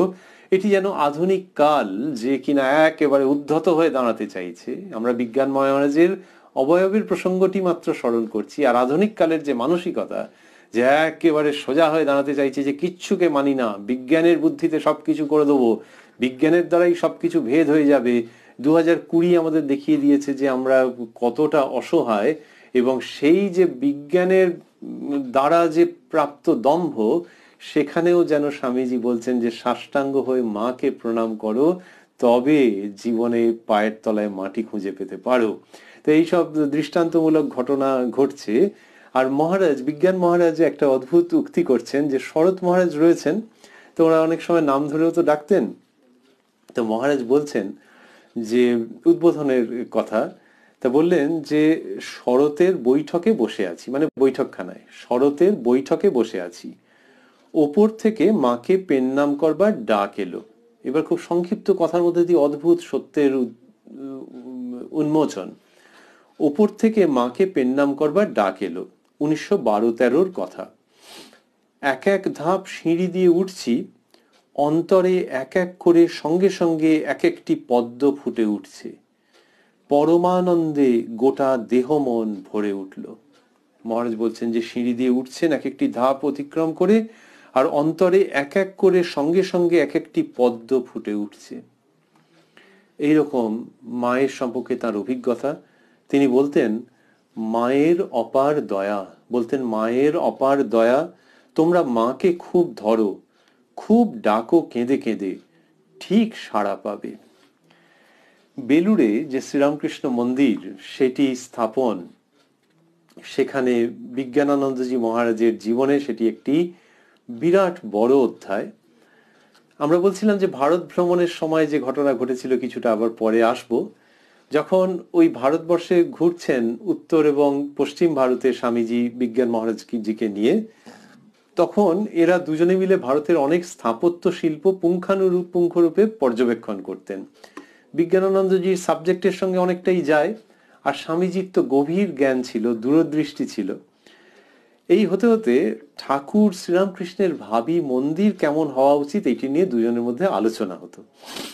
পরে নীলাম্বর বাবুর বাগানে যখন ওরা ফিরে এসেছেন, নীলাম্বর বাবুর বাগানে ঘুরতে ঘুরতে স্বামীজি বলতেন যে ঠাকুরের মন্দির কোথায় হবে, কিভাবে হবে, সেগুলো সব সবিস্তারে বলতেন, এবং মন্দিরের বর্ণনা করে বিজ্ঞান মহারাজকে বলেছিলেন যে একটা প্ল্যান করতে, নকশা তৈরি করতে। তখনকার দিনের একজন বিখ্যাত স্থপতি মিস্টার গুইথারের সঙ্গেও বিজ্ঞান মহারাজ পরামর্শ করেন, এবং তারপর একটা প্ল্যান তৈরি করেন। ওই প্রথমে একটা করেন, তারপর একটা করেন, এরকম করেন করে যখন স্বামীজিকে ফাইনালি দেখালেন, স্বামীজি দেখে খুব খুশি হলেন। খুশি হয়ে বলেছিলেন, এ দেহটা ততদিন থাকবে না, তবে আমি উপর থেকে দেখব, এই কথা বলেছিলেন। সেইটির যখন রূপায়ণ হলো, সেটি বিজ্ঞান মহারাজের জীবনের বিরাট বড় ঘটনা। 1929 সালে মহাপুরুষ মহারাজজি শ্রীমৎ স্বামী শিবানন্দজি মহারাজজি মন্দিরের ভিত্তি প্রতিষ্ঠা করেছিলেন। তারপরে ওই স্থান একটু এদিক ওদিক করা হয়, অল্প পরিবর্তিত হয়, এবং বিজ্ঞানানন্দজি 1935-এর গুরু পূর্ণিমায় নতুন স্থানে, অর্থাৎ আমরা এখন যেখানে দেখি, সেখানে মন্দিরে পুনরায় তাম্র ফলক স্থাপন করলেন, এবং তার পরের বছর থেকে মন্দিরের নির্মাণ কাজ শুরু হলো। হয়ে 1938-এর 14 জানুয়ারি পৌষ সংক্রান্তির দিন মন্দিরের প্রতিষ্ঠা এবং মর্মর মূর্তির প্রতিষ্ঠা। এইটি হচ্ছে 1938-এর 14 জানুয়ারি পৌষ সংক্রান্তির দিন এই প্রতিষ্ঠা করলেন বিজ্ঞানানন্দজি মহারাজ নিজ হাতে। এবং আত্মারামের কৌটো পুরনো ঠাকুর ঘর থেকে নামিয়ে আনা হলো, মহারাজ মোটর গাড়িতে সেটি নিয়ে উঠলেন, মোটর গাড়ি গিয়ে মন্দিরের সিঁড়ির নিচে উপস্থিত হলো। মহারাজ সেই আত্মারামের কৌটো নিয়ে মন্দিরে প্রবেশ করে বেদিতে স্থাপন করলেন। এই সমস্ত পর্ব হলো পুজো, ভোগ নিবেদন ও আরতির পর। তখন তিনি বৃদ্ধ। তারপরে ধীরে ধীরে নিজের ঘরে ফিরলেন।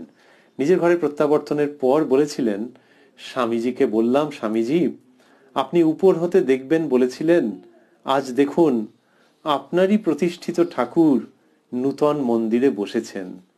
তখন আমি স্পষ্ট দেখতে পেলাম স্বামীজি, রাখাল মহারাজ, মহাপুরুষ মহারাজ, শরৎ মহারাজ, হরি মহারাজ, গঙ্গাধর মহারাজ প্রভৃতি সকলেই দাঁড়িয়ে আছেন। এটি বিজ্ঞান মহারাজ নিজ মুখে বললেন, আর বললেন, এবার আমার কাজ শেষ হলো। স্বামীজি আমার উপর যে কাজের ভার দিয়েছিলেন সে ভার আজ আমার মাথা থেকে নেমে গেল। এরপরে 1919-20 খ্রিস্টাব্দে, এর মাঝে 1919-20 খ্রিস্টাব্দে আমরা এটি স্মরণ করে নেব যে 1919-20 খ্রিস্টাব্দে স্বামীজির যে মন্দির সেটি নির্মাণের কাজেও ব্রহ্মানন্দজির নির্দেশে বিজ্ঞানন্দজি বেলুড় মঠে আসেন এবং ওই কাজে আত্মনিয়োগ করেন। এছাড়াও একটি বড় ঘটনা হচ্ছে যে কানপুরের যে রামকৃষ্ণ মিশন সেবাশ্রম তার ভিত্তি স্থাপন করেন, নিজস্ব ভূমিতে তার ভিত্তি স্থাপন করেন বিজ্ঞানানন্দজি মহারাজ। তিনি বহু স্থানে ভ্রমণ করেছিলেন। সৌরাষ্ট্র, কয়েকটি মাত্র আমরা উল্লেখ করব, সৌরাষ্ট্র, পেশোয়ার, সিংহল, ব্রহ্মদেশ, পূর্ববঙ্গের বিভিন্ন জায়গা, কাঞ্চি, মাদুরা, কন্যাকুমারী, উটকামান্ড, দ্বারকা, ভুবনেশ্বর, কোনারক, পাটনা তো বলাই হচ্ছে, রেঙ্গুন, আরো অনেক জায়গাতে মহারাজ ঠাকুরের ভাব প্রচারের উদ্দেশ্যে পরিভ্রমণ করেন। কামারপুকুর জয়রামবাটি দর্শন করেন। 1934 সালে তিনি বেলুড় মঠের ট্রাস্টি হন এবং ভাইস প্রেসিডেন্ট হন একই সঙ্গে। আর 1937-এ স্বামী অখণ্ডানন্দজি মহারাজের দেহাবসানের পর তিনি প্রেসিডেন্ট হন। আর 1938-এ ঠাকুরের উৎসবের সময়, আমরা আগেই উল্লেখ করছিলাম যে 1938-এ ঠাকুরের উৎসব তখন শেষ তিনি বেলুড় মঠে আসেন। 1938-এর প্রসঙ্গ আমরা আগেও ছিলাম। তার দেহাবসান হলো ওই, তিনি যে বেলুড় মঠ থেকে যে ফিরলেন তার পরেই শরীর খারাপ হয়ে গেল এবং কিছুকাল রোগ ভোগের পর 25শে এপ্রিল 1938 70 বছর বয়সে মহারাজের দেহাবসান এলাহাবাদে। এই পর্যন্ত মহারাজজির জীবন পরিক্রমা। এইবারে তিনি গুপ্ত ব্রহ্মজ্ঞানী, সেই প্রসঙ্গটিতে আমরা বিশেষভাবে আসব। আগেই আমরা উল্লেখ করেছি, স্বামী ব্রহ্মানন্দজি মহারাজ বলেছিলেন হরিপ্রসন্ন হচ্ছেন গুপ্ত ব্রহ্মজ্ঞানী। মহারাজ অদ্ভুত অদ্ভুত পোশাক পরতেন। তারপরে কি যে তার জীবনযাত্রার মধ্যেও সব অদ্ভুত, কোনো প্রেডিক্ট করা যেত না যে কোনটা কিরকম কি হবে, আগে থাকতে বলা যেত না। তো সেইটি তার জীবনের মধ্যে ছিল। তা সেই সব মিলিয়ে তিনি গুপ্তভাবে থাকতেন। বলা হয় যে যত হয় গুপ্ত তত হয় পোক্ত, যত হয় ব্যক্ত তত হয় ত্যক্ত। ইনি গুপ্তভাবে থাকতেন। সেই সব মজার, গভীর এবং সারগর্ভ প্রসঙ্গ এবার আমরা দেখব এই অনুষ্ঠানের শেষের দিকে।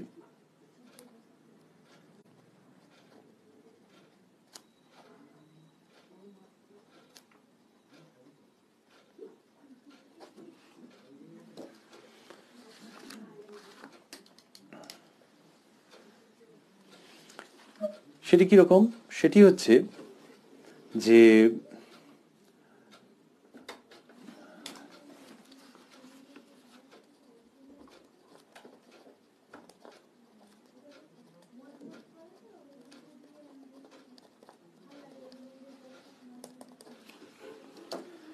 তিনি প্রথমে তার জামা কাপড়ের প্রসঙ্গ। জামা কাপড় কিরকম করতেন? বিশাল জামা পরতেন, একটা বিশাল জামা, কান ঢাকা টুপি, মোজা, এরকম ভাবে মহারাজ পরতেন। সে ভারী অদ্ভুত, প্রায় সবসময় ওই রকমই তাকে পরতে দেখতে পাওয়া যেত। আবার সেই যে জামার মধ্যে অনেকগুলো পকেট, এই যে তার ভেতরে ব্রহ্মজ্ঞান, সেটি বাইরের দিক থেকে দেখলে কোনো বোঝার উপায় ছিল না, তিনি নিজে চেপে রাখতেন। তো কান ঢাকার টুপি পরেছেন, মোজা পরেছেন, এবার জামায় অনেকগুলো পকেট। আবার মোজা যে পরেছেন, সে মোজা অনেক সময় দেখা যেত মোজা ঝুলে পড়েছে পায়ের থেকে, তার উপর দিয়ে হয়তো জুতোটা পরছেন, এরকম সমস্ত অবস্থা। আর একা একা থাকতেন, বেশি লোকের সঙ্গ পছন্দ করতেন না। এই যে নিজেকে চেপে রাখা, এইটা নিয়ে আবার মজাও করতেন। আমরা এই যে পর্বটা শুনছি এখানে দেখবো কিরকম বৈপরীত্যের মধ্যে দিয়ে যাচ্ছে। যিনি ওরকম গম্ভীর প্রকৃতির এমনিতে, আর ওরকম একটা বিকট সাজ করেছেন, তিনি আবার মজা করতেও ছাড়তেন না। একবার মাদ্রাসে গেছেন স্টুডেন্টস হোমে, তখন তো আর চেন্নাই নয়, তো ম্যাড্রাস স্টুডেন্টস হোমের নিচের তলার ঘরে গিয়ে জামা খুলছেন। তো সেই একটার পর একটা, তারপরে আরেকটা, এসব নানান রকম, আবার সেই মোজা ও তা সে করে, তখন একজন মহারাজ, তার তখন বয়স কম, তিনি বলছেন, এই যে এরা মিশতেন তো নিজের মতো করে, তিনি বলছেন যে ঠাকুর যে পেঁয়াজের খোসার কথা বলেছিলেন, এ তো প্রায় সেই রকম দেখছি মহারাজ। ওই পেঁয়াজের খোসা ছাড়াতে ছাড়াতে এইসব ঠাকুরের উদাহরণ তিনি বলছেন, ঠাকুর যে পেঁয়াজের খোসার কথা বলেছিলেন, এ তো সে প্রায় সেই রকম দেখছি মহারাজ। এমনিতেও আমাদের শাস্ত্রে আছে পঞ্চকোষ, যে আত্মার উপর বিভিন্ন আবরণ, যেন এক একটি খাপ, তরোয়ালের যেরকম খাপ হয় সেরকম একটা, তারপর একটা, তারপর একটা, এসব নানান রকমের তো আছে। আর ঠাকুর পেঁয়াজের খোসার কথা বলেছিলেন, এরকম উনি উল্লেখ করেছেন মহারাজের জামা ছাড়া দেখে। মহারাজ বলছেন, শরীরের মধ্যেই তো পঞ্চকোষ, তার উপর আরো 7-8টা রেখেছি, নইলে লোকে যে আত্মাকেও দেখে ফেলবে। হয়তো আত্মা বলেছিলেন, বলছেন তার উপরে আরো 7-8টা রেখেছি, নইলে লোকে যে আত্মাকেও দেখে ফেলবে, এরকম ভাবে মজা করছেন। আর ওই যে নিজের মতো করে থাকছেন, কাউকে ঘেঁষতে দিচ্ছেন না সচরাচর। তিনি বলছেন, সিরিয়াস প্রসঙ্গ, প্রত্যহ নিয়মিত ধ্যান জপ অভ্যাস করতে হয়, তাহলে ক্রমশ মন স্থির হয় আর একা থাকতে হয়। যে ভগবান এই দৃশ্যের সৃষ্টি স্থিতি লয় করছেন, তিনি একা, কারণ ভগবান এক। তিনি অদৃশ্য, তাকে খুব কম লোকেই দেখতে পায়, কিন্তু তিনি সবচেয়ে বড়। তেমনি যে বড় হয় সে সর্বদা নিজেকে গোপন ও নির্জনে রাখতে চেষ্টা করে। অথচ আমাদের এমনই অভ্যাস যে সর্বদা নিজেকে প্রচার করতে চেষ্টা করি। এ ঠিক নয়। পরের উপকার যতটুকু ক্ষমতা করা উচিত, কিন্তু ঢাক পিটিয়ে নয়। বাকি সময় নির্জনে থাকা চাই। এইভাবে ধীরে ধীরে মন স্থির হয়। তাহলে ওই যে তিনি মজা করে বলছেন যে আরো 7-8টা দিয়ে রেখেছি আবরণ, তো তার নানান রকম দিক আছে। এক হচ্ছে বাইরের দিক থেকে লোকে যাতে দেখে কিচ্ছু না বুঝতে পারে, আরেকটা হচ্ছে তার সঙ্গেই যুক্ত যে যত না বুঝতে পারবে তত কাছাকাছি আসবে না, একা একা থাকতে পারা যাবে। তো এরকম একা একা তো কত লোকই থাকতে ভালোবাসেন, কিন্তু ইনি তো ব্রহ্মজ্ঞানী, সেই জন্য কন্ট্রাস্ট আছে যে ওই যে নিজেকে এইরকম ভাবে গোপন করে রেখেছেন, মজা ইয়ার্কির মতো একটা পরিবেশ তৈরি করে রেখেছেন। তো রাজা মহারাজজি বলছেন যে গুপ্ত ব্রহ্মজ্ঞানী।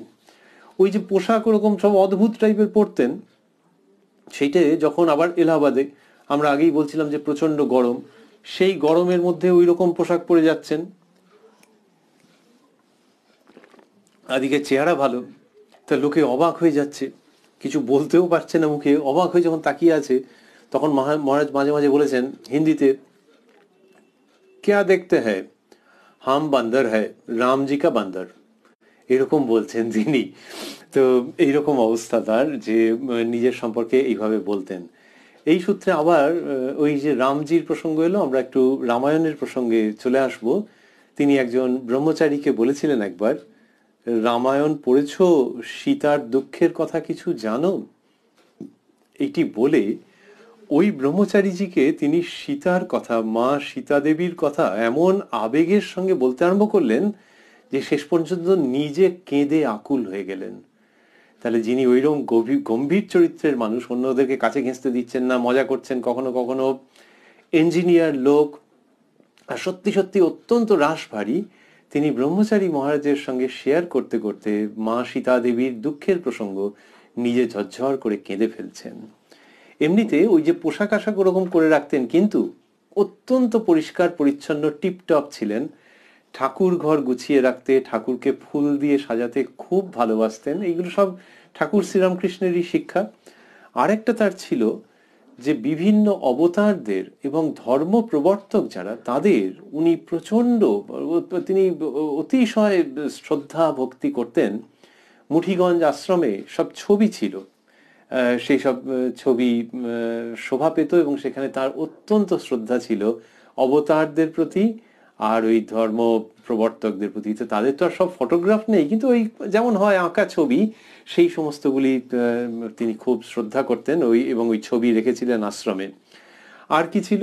আর ছিল যে সেইটাতে লোকে অবাক হয়ে যেত, যে কোথাও যেতে হলে উড়ে বাপরে কত আগে গিয়ে সে 4 ঘন্টা আগে যেতে চাইছেন মহারাজ। আর এরা বলছেন মহারাজ ও ট্রেন ছাড়তে তো দেরি আছে, মানে এখন 4 ঘন্টা আগে যাবেন। মহারাজ বলছেন যে ইংরেজের এই কলকে আমার বিশ্বাস নেই। অত বড় একজন ইঞ্জিনিয়ার কিন্তু এরকম বলছেন, বলে সে সাংঘাতিক কাণ্ড 4 ঘন্টা আগে গিয়ে বসে আছেন। 4 ঘন্টা, কখনো কখনো তারও বেশি এই সমস্ত করতেন, যে ও কোথাও যেতে হবে মানে অনেক আগে গিয়ে বসে থাকতে হবে। একবার হাওড়া স্টেশনে এসছেন, ওখান থেকে আরেক জায়গায় যাবেন, এবার এই দুটোর মধ্যে অনেক ঘন্টার, প্রায় 10 ঘন্টার টাইমের ব্যবধান আছে। তিনি হাওড়া স্টেশনেই বসে আছেন, যে কোথায় গেস্ট রুম কি রুম ওই সমস্ত রিটায়ারিং রুম ওইসবের পরোয়া নেই।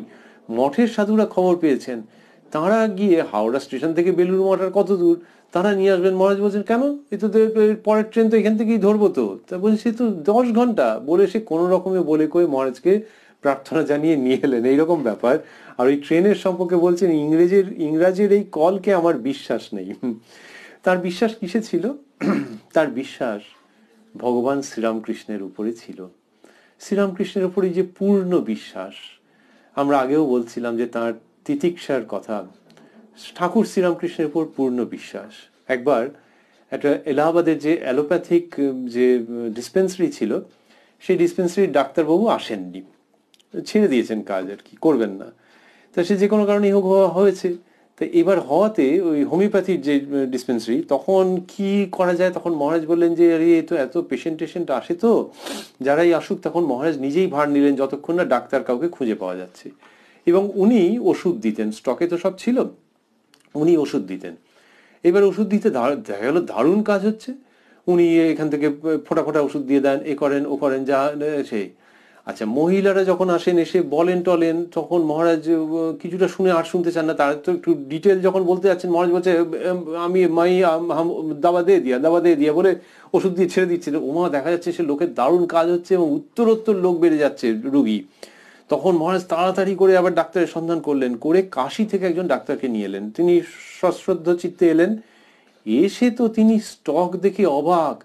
বলে মহারাজ আপনি তো সব খালি করে দিয়েছেন, এমনকি নাইট্রিক অ্যাসিডের শিশিও খালি করে দিয়েছেন। তো ওই ফোঁটা ফোঁটা সে বস্তুও তিনি দিয়ে বসে আছেন, এবং তার থেকে দেখা যাচ্ছে লোকেদের কাজও হয়েছে। ওই সব ঠাকুরের নাম করে তিনি দিতেন। মহারাজের কাছে বহু গুণী মানুষ আসতেন, কিন্তু তিনি ওই ওপর ওপর মিশতেন, খুব বেশি অন্তরঙ্গভাবে অনেকক্ষণ বসে গল্পগুজব করা এসব করতেন না। আবার এই তিনি বাচ্চাদের সঙ্গে প্রাণ খুলে মিশতেন। বাচ্চাদের সঙ্গে তার মেশবার ব্যাপার স্যাপারগুলো এই অদ্ভুত ছিল। একবার একজন ভক্ত তিনি গেছেন, মঠে গেছেন, গিয়ে বেলুড় মঠের ঘটনা, মহারাজ রয়েছেন। তো সেখানে এই ভদ্রলোক নিজের স্ত্রীকে নিয়ে গেছেন, আর সেই স্ত্রীর কোলে ওদের শিশু কন্যা রয়েছেন। তা সেই শিশু কন্যা রয়েছে, আর শাশুড়ি মা গেছেন। তো এই 3 জন প্রাণী আর কি, হিসেবে 3.5। তো ভদ্রলোক, তার স্ত্রী, শাশুড়ি মা, আর ওই স্ত্রীর কোলে শিশু কন্যা গিয়ে ওই মহারাজের ঘরের সামনে দাঁড়িয়ে আছেন। যেবার তো মহারাজের বেরোনোর সময়, তো এখনো তিনি বেরোননি।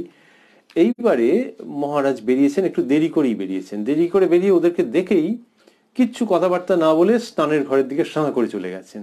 আর এ তো অপ্রস্তুত, কারণ পরিচিত ভক্ত, কিন্তু মহারাজের ওই যে কোনো ঠিক নেই, গুপ্ত ব্রহ্মজ্ঞানী, কোনো ঠিক নেই, তুমি কোনো নিয়মে পাবে না তাকে। ওই স্নানের ঘরের দিকে চলে গেছেন। আর এরা অতক্ষণ ধরে দাঁড়িয়ে আছেন ওইখানটাতে, কিছুক্ষণের মধ্যেই আবার চলে এসছেন। ওই যে কোলে বাচ্চা মেয়েটি রয়েছে, এইবার ওইটা বোধহয় দেখে গিয়েছিলেন, গিয়ে ওইখান থেকে আবার ব্যাক করেছেন সঙ্গে সঙ্গে। এইবার এই লেখক লিখছেন যে মহারাজ নানান রকম ভাবে ভেঙচি কেটে, ঘুষি পাকিয়ে তার সামনে সব অঙ্গভঙ্গি করতে আরম্ভ করলেন, করে টরে তারপরে আবার চলে গেলেন। তো ওই বাচ্চার জন্য তিনি ব্যাক করছেন এই গুপ্ত ব্রহ্মজ্ঞানী স্বামী বিজ্ঞানানন্দজি।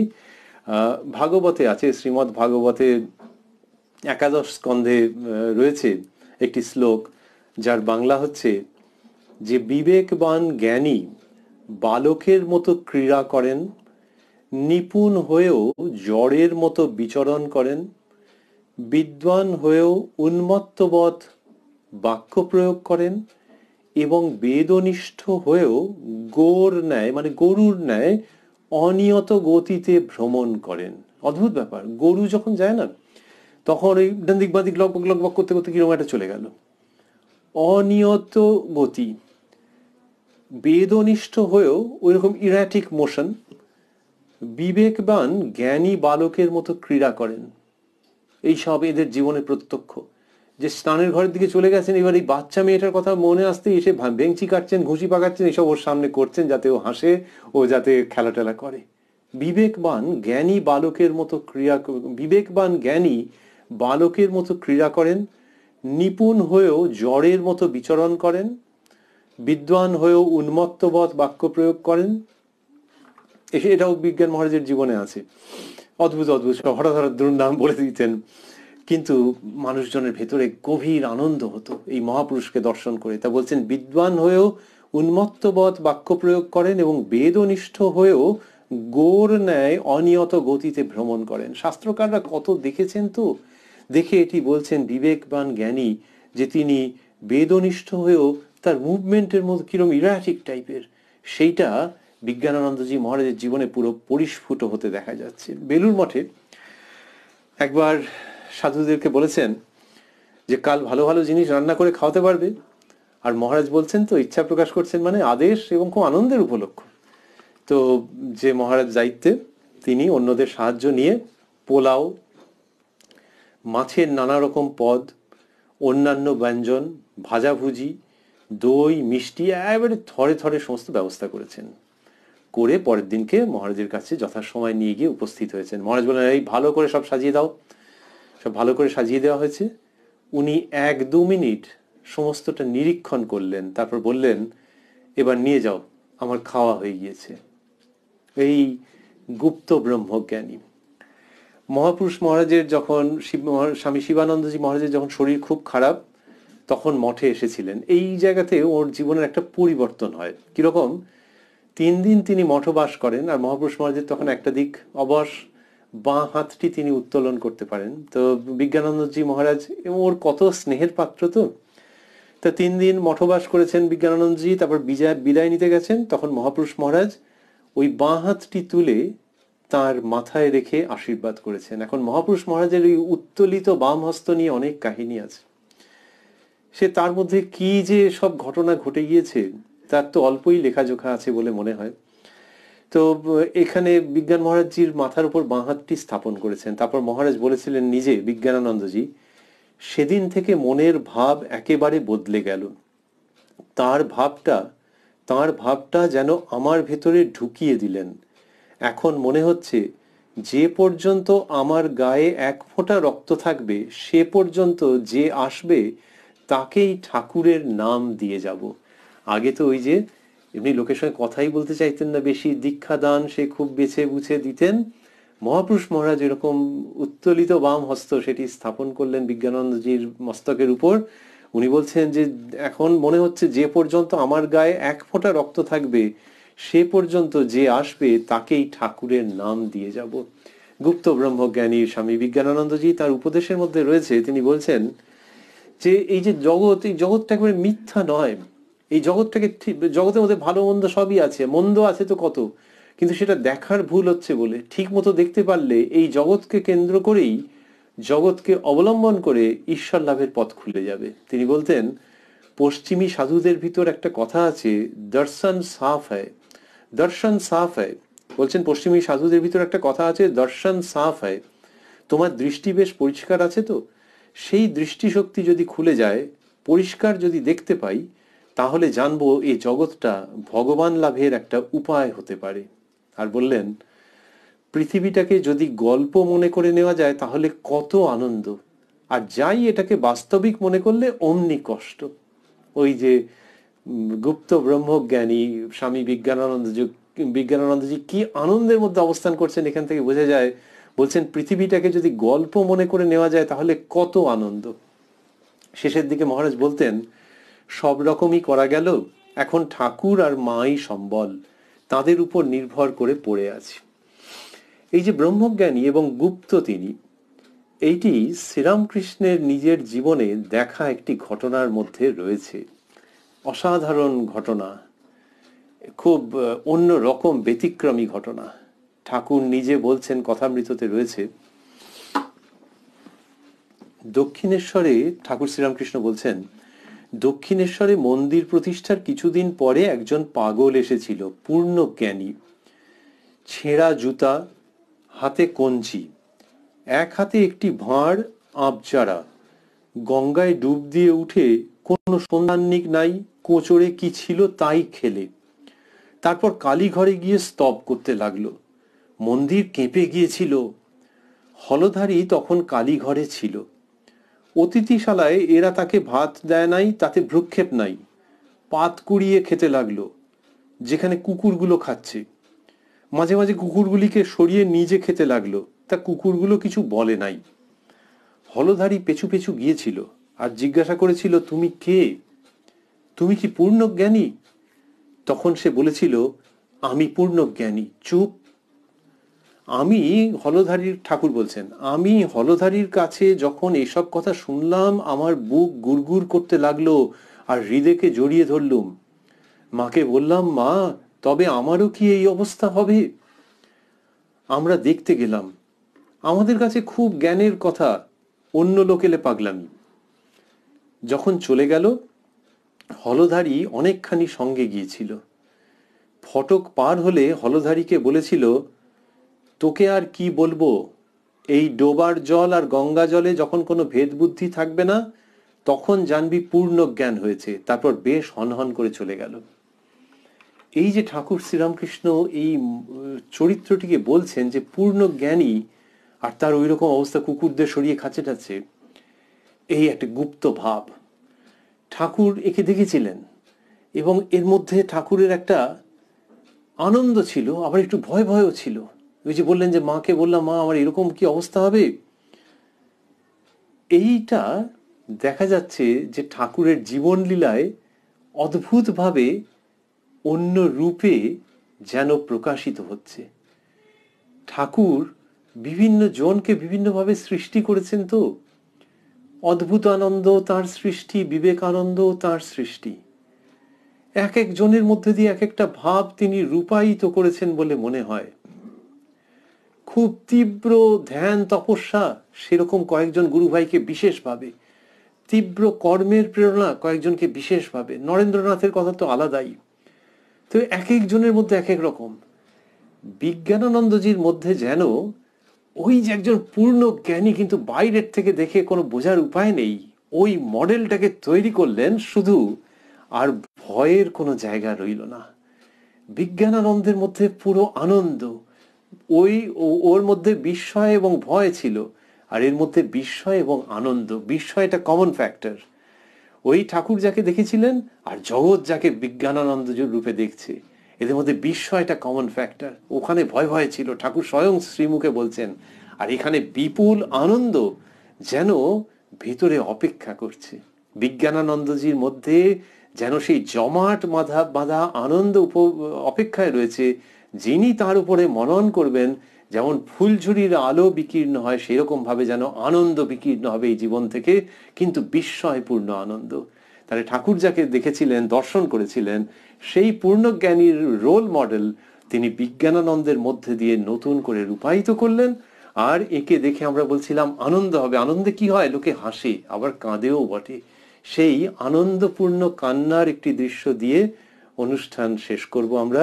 মহারাজজি যখন রেঙ্গুনে গিয়েছিলেন, তখন প্রত্যক্ষদর্শী একজন, তিনি উত্তরকালে একজন বড় সাধু রামকৃষ্ণ সংঘের, তিনি তার স্মৃতিকথায় বলছেন, ছোট্ট বলছেন যে প্রত্যেক ভক্তকে দীক্ষার শেষে মহারাজ প্রার্থনার কথা বলতেন। বিজ্ঞানানন্দজি বলতেন সকাল সন্ধ্যায় অন্তত দুবার ঠাকুরের নিকট প্রার্থনা করবেন।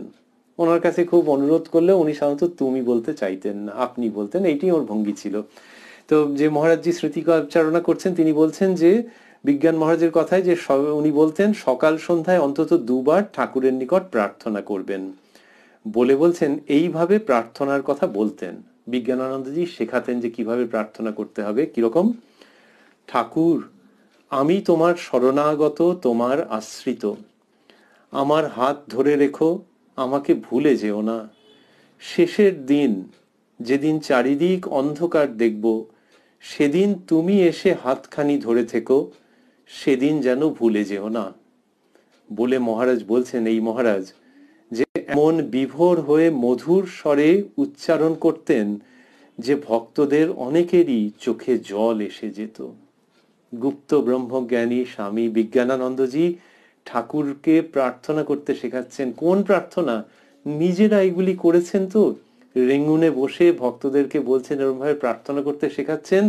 আর যিনি প্রত্যক্ষদর্শী তিনি বলছেন যে এটি শুনে ভক্তদের অনেকেরই চোখে জল এসে যেত, ঠাকুর আমি তোমার শরণাগত, তোমার আশ্রিত, আমার হাত ধরে রেখো, আমাকে ভুলে যেও না। শেষের দিন যেদিন চারিদিক অন্ধকার দেখব, সেদিন তুমি এসে হাতখানি ধরে থেকো, সেদিন যেন ভুলে যেও না। তাই আমরা বলছিলাম ওই ঠাকুর শ্রীরামকৃষ্ণ একজন গুপ্ত ব্রহ্মজ্ঞানীকে, পূর্ণ জ্ঞানীকে দেখেছিলেন, আর এখানে একজন গুপ্ত ব্রহ্মজ্ঞানীকে সৃষ্টি করে দিয়ে গেলেন। শুধু এই যাকে সৃষ্টি করলেন তাকে দেখলে ভয় লাগে না, তাকে দেখলে বিস্ময় লাগে, আনন্দ হয়, এবং সেই তিনি ঠাকুর শ্রীরামকৃষ্ণকে যেভাবে ডাকতে শেখাচ্ছেন সেটি শুনলে চোখে জলও আসে। আজকে এই জন্মতিথির পুণ্য দিনে গুপ্ত ব্রহ্মজ্ঞানী শ্রীমৎ স্বামী বিজ্ঞানানন্দজি মহারাজের শ্রীচরণে আমাদের আভূমি প্রণাম, এবং ঠাকুর শ্রীরামকৃষ্ণ, মা শারদা ও স্বামী বিবেকানন্দের চরণ কমলে আমাদের ভুলুণ্ঠিত সাষ্টাঙ্গ প্রণতি। ওং জননীং শারদাং দেবীং রামকৃষ্ণং জগদ্গুরুং পাদপদ্মে তয়ো শ্রিত্বা প্রণমামি মুহুর্মুহুঃ। প্রাণারাম প্রাণারাম প্রাণারাম প্রাণারাম প্রাণারাম প্রাণারাম। কি যেন লোকানো নামে তাই মিষ্ট এত তব নাম। প্রাণারাম প্রাণারাম প্রাণারাম প্রাণারাম প্রাণারাম প্রাণ